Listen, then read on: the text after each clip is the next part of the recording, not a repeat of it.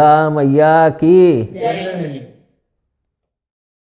पिताजी, मेरा प्रश्न है कि गरुड़ पुराण में सुना है कि आत्मा यदि कपाल से निकलती है तो शुभ मानते हैं, यदि मल के स्थान से निकलती है तो वह अशुभ माना जाता है।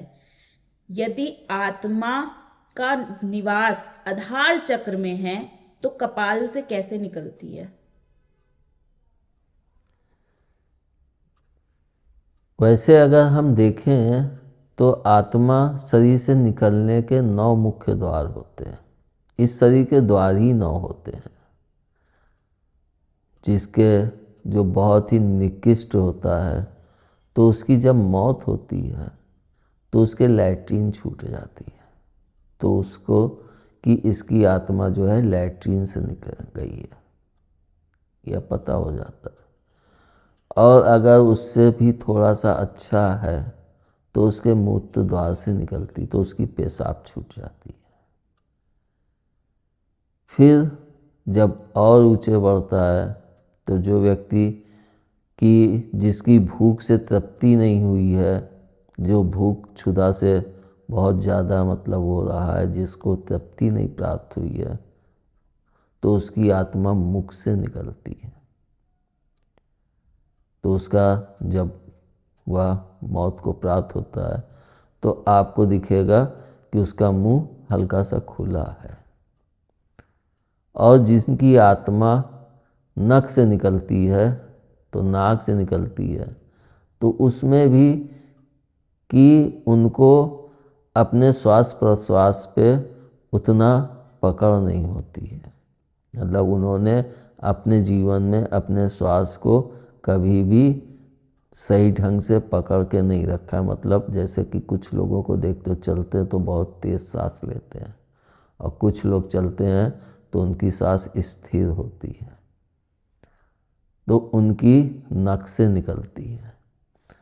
और जो लोग दूसरों की बातें अगर अच्छी सुने हैं और अच्छा ज्ञान प्राप्त किए हैं और उसको अपने अंदर संजो के रखे हैं, तो उनकी आत्मा कान से निकलती है। और उनके मुख पे जिन्होंने अच्छी बातें सुनी और उनको संजो के रखा है भगवान के उस पर, तो उनके मुख पे भी एक शांति होती है। लेकिन उनका मुख बड़ा मतलब मुंह जो है वो बंद होता है, लेकिन उनके चेहरे को देखोगे तो लगेगा कि जैसे सो रहे हैं। मतलब वो पूरी तरह से तृप्त होते हैं, शांत होते हैं, उनको किसी चीज़ की इच्छा है। लेकिन जो दूसरों की चुगलखोरी और वो से, तो उनकी भी कान से निकलती है, लेकिन वह समझ में नहीं आती है। मतलब उनके चेहरे में वह शांति नहीं दिखेगी। और जिनकी आत्मा नेत्रों के द्वारा निकलती है तो उनके नेत्र आप खुले हुए पाएंगे हल्के से। और जो पूर्ण शांति के साथ अपने प्राणों को त्यागते हैं, उनके चेहरे में ना नेत्र खुले पाओगे ना मुंह खुला पाओगे, और वे अपने चेहरे पे एक शांति और सौम्यता भोलापन लिए हुए ऐसा लगेगा कि वे सो ही रहे हैं। इस तरह से आत्मा उस शरीर का दर्शन सही ढंग से करके हम अनुभव कर सकते हैं कि यह आत्मा इसके कहाँ से निकली है। अगर वह सात्विक है तो उसके चेहरे पे शांति और सौम्यता नजर आएगी। ऐसा नहीं लगेगा कि वह मर चुका है, ऐसा लगेगा कि वह व्यक्ति सो रहा है। और जो बहुत पहुँचे हुए योगी होते हैं, मतलब बहुत ही उच्च स्थान पर पहुँचे हुए होते हैं, तो वे ध्यानस्थ होकर बैठते हैं और अपनी आत्मा को आधार चक्र से उठाते उठाते जब ऊपर की तरफ ले जाते हैं। और जिसको मैंने अपने वीडियो में बोला भी था कि लोग कहते हैं कि 7 चक्र होते हैं, लेकिन मैंने 10 चक्र कहे थे कि 10 चक्र होते हैं। उसी तरह से जैसे कि हमारे शरीर में 9 द्वार होते हैं, लेकिन 10वां द्वार हमारा मस्तिष्क में कपाल में होता है। तो जो व्यक्ति बहुत ऊंचे होते हैं संत महात्मा, तो वे अपनी आत्मा को जब परमात्मा से मिलाते हैं, ऊपर ले जाते हैं, तो वे अपने प्राण को वहीं से निकाल देते हैं, तो उनके मस्तिष्क में चटक जाता है। जो आप अगर बहुत सिद्ध पुरुष को देखे होंगे जिनके मस्तिष्क से आत्मा गई, तो वहाँ पे आपको उनका मस्तिष्क चटका हुआ दिखेगा। इस तरह से आत्मा 9 द्वार से तो निकलती है, लेकिन जो परम पिता तक पहुँच जाते हैं तो उनके लिए वह 10वां द्वार खुलता है, जो हमारा शीश से निकलती, जो कपाल से जाती है। इस तरह से आत्मा निकलने के 10 मार्ग होते हैं। अब इसमें आप ये भी कह सकते हो कि 2 कान हैं, 2 आँख हैं, 2 नासिकाएं हैं, तो किस तरफ से निकली तो क्या हुआ, किस तरफ से निकली तो क्या हुआ।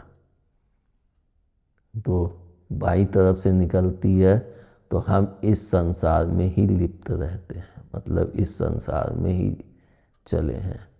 और दाहिनी तरफ से निकली है तो हम उस परम पिता के मार्ग में चलते हुए अपनी को आत्मा को त्यागा है। तो लेकिन इसका अनुभव हर व्यक्ति नहीं कर सकता है। यह अनुभव सिर्फ उसके संस्कारों को देख के होता है, लेकिन उसमें भी पूर्णता नहीं जान पाते हैं, क्योंकि कुछ लोग एक आवरण ओढ़ लेते हैं और दिखावा करते हैं कि मैं संत हूँ या मैं वो हूँ, लेकिन अंदर से क्या है ये वही जानते हैं या उनके उस मार्ग के सहयोगी जानते हैं। लेकिन इसका निर्धारण हर कोई नहीं कर सकता है कि बाईं आँख से निकली कि दाहिनी आँख से निकली, बाएं कान से निकली कि दाहिने कान से निकली। और जैसा कि मैंने कहा है कि दाहिने भाग को जब जानते हैं तभी संपूर्ण मानव हो पाते हैं। तो जो परम पिता तक मार्ग में चल रहा है और बीच में उसकी मौत होती है, तो उसकी दाहिनी तरफ से निकलती, और जो इस संसार में ही चलते हैं उनके बाईं तरफ से निकलते हैं। पिताजी, हमारे एक किराएदार हैं, उनके यहाँ एक काम करने वाले थे। वो काम करते करते बस बैठे और थोड़ी देर बाद उनके प्राण निकल गए। सब ने सोचा कि वो बैठे हुए आराम कर रहे हैं, थक गए हैं, पर जब देखा तो पता चला कि वो मर चुके हैं। उनके मतलब इतनी अच्छी मौत, सब लोगों ने कहा कि इतनी अच्छी मौत मिली कि उन्हें कोई कष्ट नहीं हुआ, आराम से मतलब उनके प्राण निकल गए। परंतु उनके द्वार वार का तो पता नहीं। तो क्या वो भी मतलब बहुत अच्छे, मतलब लोगों की मदद वगैरह सब करते थे? हाँ, जिनको मौत के समय कष्ट नहीं प्राप्त होता है ना, तो उनके कर्म बहुत अच्छे होते हैं। जैसे कि कर्मों, जैसे शरीर में 7 चक्र कहे गए, तो ऐसे कर्मों के भी भाग बटे हुए हैं। तो जो अच्छे कर्म किए हुए हैं, भले वो भगवान की पूजा करते हो ना करते हो, लेकिन उन्होंने सबके सहयोग किया है, सबके साथ प्रेम रखा है और हमेशा सहयोग के लिए खड़े रहते थे।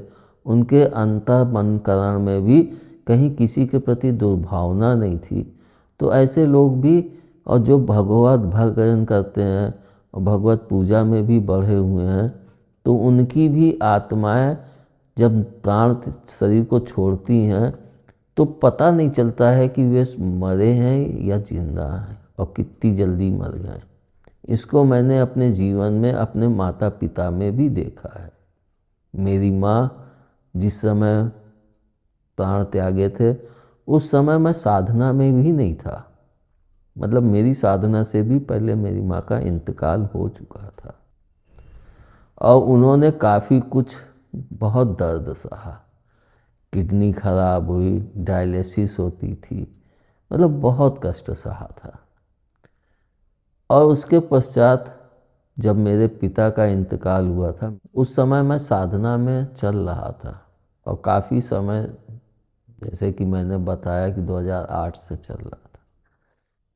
तो उस समय मैं साधना में था, साधना में चल रहा था। वे यहाँ पे घर में रहते थे, तो वे भी यहाँ पे बैठ के पूजा करते थे, जिसको मैंने काफ़ी कुछ देखा उस समय। उसी समय में चिकनगुनिया बुखार आया था, जिसको देखो चारों तरफ चिकनगुनिया बुखार फैल गया था। तो बड़े बड़े महारथी भी ऐसे लगते थे जैसे उनके अंदर शरीर में जान ही नहीं है।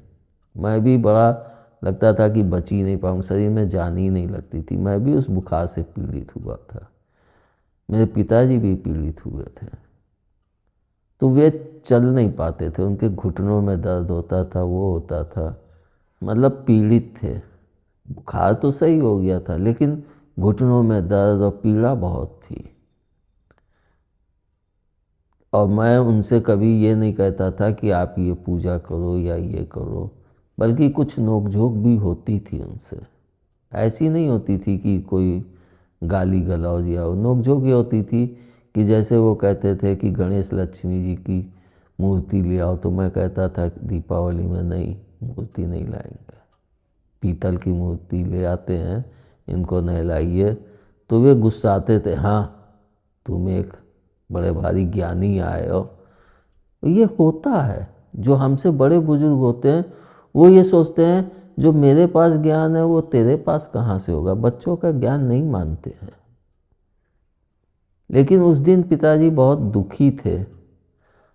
तब उन्होंने मुझसे कहा कि तुम सबको तो बताते हो, तो माता जी से पूछ के मुझे तो बताओ कि आखिर मेरा ये दर्द कैसे सही हो, मैं कैसे क्या करूं। तब उस समय जो माता जी ने बोला था मैंने उनको बताया और उन्होंने उसको किया। और जब उसको किया तो उनके सारे दर्द, मतलब वो बैठ नहीं पाते थे, फिर वो 1.5-2 घंटे तक बैठ के पूजा करने लगे। मतलब इतना प्रभाव उनको प्राप्त हुआ। और उनकी आप अगर बैठक देख लीजिए, मतलब 80 साल की उम्र में भी वो जो बैठक मार रहे थे शायद मैं ना मार पाऊँ। मतलब इतनी फास्ट, इतनी वो कि लगता था कि बहुत फुर्ती है मेरे पिताजी में। तो यह जो उन्होंने उस साधना तो मेरी चल रही थी, लेकिन उस समय उसका प्रभाव उनको भी प्राप्त हो रहा था। वे भी इसी घर में, इसी मंदिर में बैठ के जप और पूजा करते थे, जो भी वे करते थे, क्योंकि वे तो बहुत शुद्ध तरीके से करते थे। शिखा को शुद्ध करना, ये शुद्ध करना, मेरा बायां कंधा शुद्ध, दाहिना, वो तमाम मंत्रों का उच्चारण करके शुद्ध करके करते थे, जिसको मैंने इतना कभी नहीं किया और ना मैं कभी कर पाता। शायद मेरे पिछले जन्मों के ही कर्म थे जो मैं बचपन से ही जप को ही लेके चला और फिर ध्यान में ही चलता गया। तो उनके इन सब तत्वों जो उन्होंने किया, जब किया उनका शरीर सही हुआ, चिकनगुनिया से उनको निजात मिली, शरीर दर्द से उनको निजात मिली।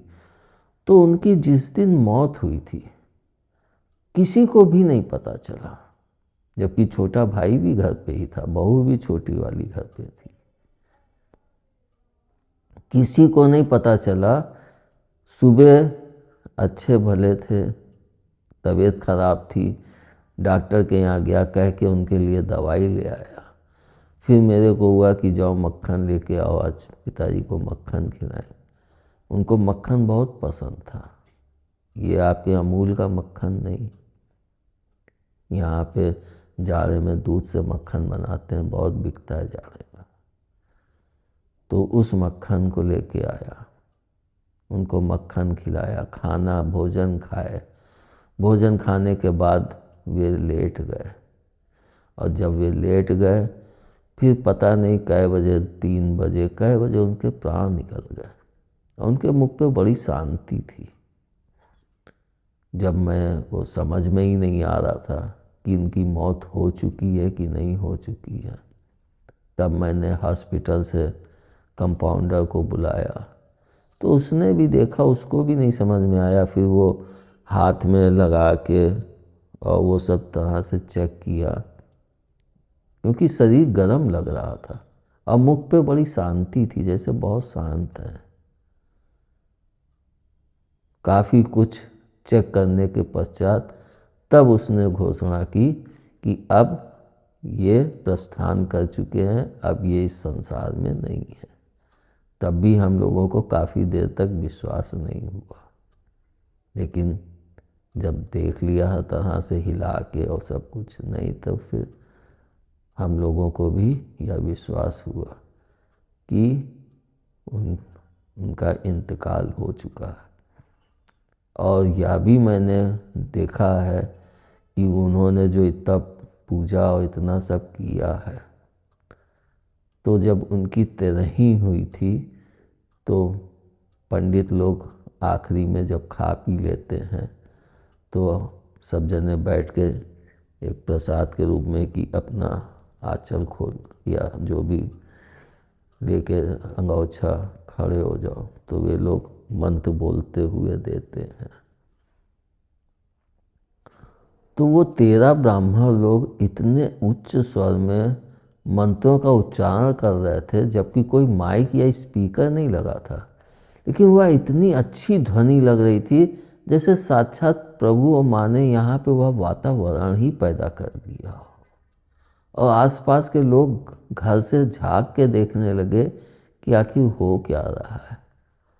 तो जब हम अच्छे कर्म करते हैं तो हमारी दुविधाएं, दिक्कतें और हमारी कठिनाइयों को धीरे धीरे प्रभु हल लेते हैं, लेकिन हमें उनके ऊपर विश्वास और संपूर्ण भाव रखना पड़ता है।